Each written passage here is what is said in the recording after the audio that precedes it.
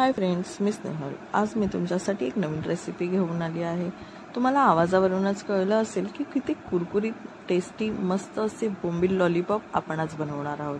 तर मग चला सुरुवात करूया आपण आपल्या रेसिपी।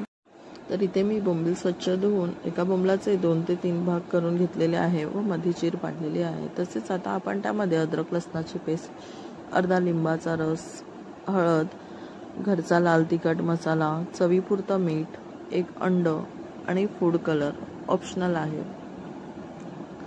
आता आपण हे सगळं एकत्रित करून घेणार आहोत। आता आपण यामध्ये बारीक रवा वापरणार आहोत। त्याऐवजी तुम्ही बारीक केलेले तांदूळही वापरले तरी चालतील। तसेच त्यामध्ये तांदळाचं पीठ आणि कॉर्नफ्लोअर हेही ॲड करणार आहोत। जर तुम्हाला मीठ टाकायचं असेल तर तुम्ही टेस्टनुसार टाकू शकता। तसेच थोडंसं तेलही आपण त्यात ॲड करणार आहोत आणि किंचित पाणी घेऊन हे मिश्रण आपण एकत्र करणार आहोत। मसाला हा बोंबलाला चांगल्या प्रकारे लागला पाहिजे, त्यासाठी आपण हे परत 10 to 15 मिनिट्स बाजूला ठेवून देणार आहोत। तर तेल इथे चांगलं तापलेलं आहे। आता आपण एक एक करून हळूवारपणे बोंबील तेलामध्ये सोडणार आहोत व चांगल्या प्रकारे फ्राय करून घेणार आहोत। असे सुटसुटीत असे बोंबील तेलामध्ये सोडायचे आहे।